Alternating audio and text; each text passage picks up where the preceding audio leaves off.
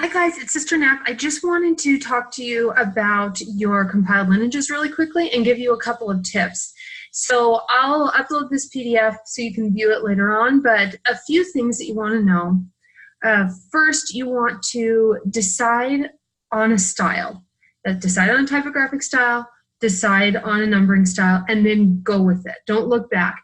Decide what works for you and then go with it. Use that system consistently and then test print to make sure that it's consistent. Sometimes it looks okay on the screen and then when you test print it, it doesn't look right. I would take the example that I gave you and your paper, print them both out, put them side by side, and check and make sure that yours looks just like the one that I gave you.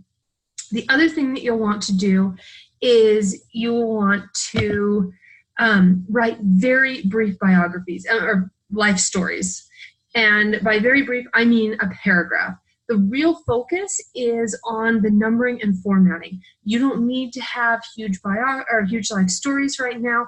It's just going to make it harder for you to check your formatting. So short life stories, focus on formatting and numbering. I'm not really even going to be looking that much at the life stories. I'm mostly concerned that you're understanding how to lay out a compiled lineage. One thing some people ask me, and this would be moving forward, sometimes you don't have enough biographical information. What should you do? Well, what you need, you have lots of options. We don't know a ton about everyone. And so for your final paper, you might have a really long biography of your father, but barely any information about your grandfather. So there are a few things you can do. You can add location information. What was it like to live in that place? What's the geography like? Are they near mountains? What was your grandfather's occupation? What is the history of that occupation? How does life fit into that? You can look at settlement patterns. Are they, where did they come from? Did neighbors move with them? Does it look like, you know, these were people that they knew well, whom they moved 2 and 3 places to be by? Use historical information. You can talk about national events. You can talk about local events. Again, you can talk about their occupation and give a little history of their occupation. You can use everything you can in the available genealogical sources. I've talked to you before about using census records, but over on the right side is that section that hardly anybody looks at, and it's really important. So if it says your grandfather, none of you are that old, but is a farmer in 1880, ask yourself, what does that mean? How much land does he hold? How does that compare to other men in the area? Let's say he's a farmer in 1920, but in 1930 he's unemployed. What do you know about that time period in the Dust Bowl?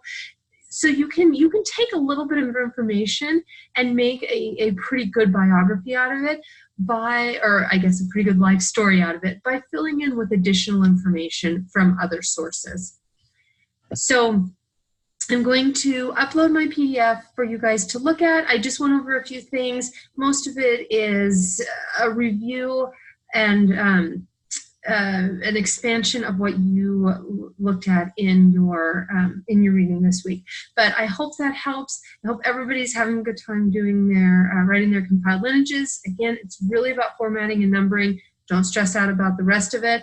For each person, again, you'll have genealogical data, a life story, or each main person. You'll have 3 main people: a genealogical data, life story, and a child list.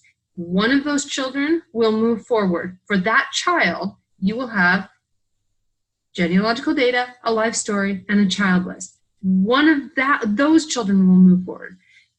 You'll take that child, again, genealogical data, child list, or sorry, life story, child list, that's all. You don't need to have, let's see, a child list for an uncle that you're not carrying forward. So just think simple, think basic. Good luck, you guys. I'll see you all again next Tuesday night.